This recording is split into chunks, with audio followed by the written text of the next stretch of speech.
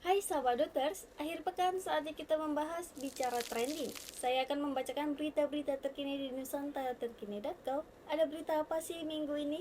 Yuk kita bahas. Berita pertama yang kita bahas yakni Bahlil Lahadalia dilantik jadi Menteri ESDM dan jadi Ketua Umum Partai Golkar. Sahabat Dotters, di akhir masa jabatannya, Presiden Jokowi melakukan perombakan kabinet nih. Presiden Jokowi melantik 3 Menteri Negara, 1 Wakil Menteri Negara di Kabinet Indonesia Maju dan melantik 3 Kepala Lembaga Pemerintah di Istana Negara. Nah, salah satunya mengangkat Bahlil Lahadalia menjadi Menteri Energi dan Sumber Daya Mineral nih sahabat Nuters. Tak hanya itu, pada Rampimnas Munas ke-11 Partai Golkar, Bahlil pun jadi satu-satunya calon tunggal Ketua Umum periode 2024 sampai 2029. Maka, secara aklamasi Bahlil terpilih sebagai Ketua Umum Partai Golkar periode 2024-2029 dan menjadi formatur tunggal yang diberikan mandat penuh dalam menyusun komposisi dan personalia DPP Partai Golkar periode 2024-2029. Terkait hal ini, pengamat politik Ujang Komarudin menyebut operasi untuk menjadikan Menteri Investasi itu sebagai orang nomor 1 di Parpol Pohon Beringin sudah dilakukan sejak lama. Ujang menilai dipilihnya Agus sebagai PLT Ketua Umum Golkar merupakan jalan tengah lantaran sosoknya dekat dengan Erlangga dan Presiden Jokowi. Nah, peran Agus ini diharapkan bisa memuluskan langkah Bahlil menjadi seorang Ketua Umum Partai Golkar. Gimana menurut sahabat Nuters? Berita kedua yang kita bahas tengah ramai nih sahabat Nuters, terkait tolak revisi UU Pilkada, Gerindra sebut sudah tak relevan lagi.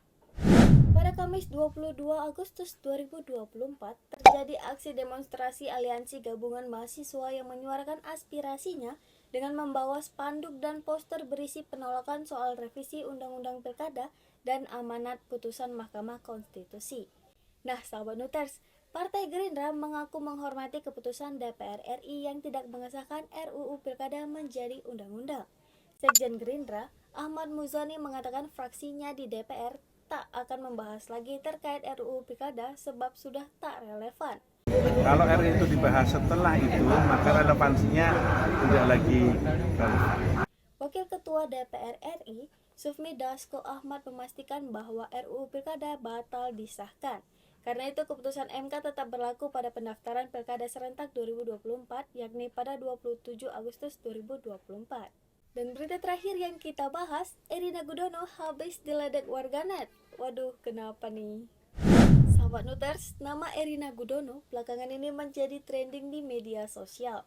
Menyusul dugaan praktik dinasti politik yang dilakukan sang mertua, Erina Gudono sampai-sampai dikuliti mulai dari gaya hidupnya yang hedon hingga viral bau badannya.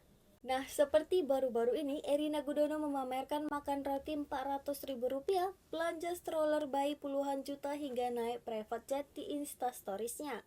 Tak hanya itu, Erina Gudono juga jadi bahan nyinyiran warganet soal aroma ketiaknya. Hal ini berawal dari cuitan akun X @wacha pada Rabu 21 Agustus 2024 yang mengaku teman sejurusan Erina Gudono. Akun tersebut membeberkan Erina Gudono memiliki aroma ketiak yang bau dan tak disangka ternyata warganet lain pun juga membenarkan isu tersebut. Sekarang berbagai komentar miring ditujukan untuk perempuan asal Yogyakarta ini. Nah, dari ketiga berita yang kita bahas, berita yang mana nih yang sahabat Twitter suka?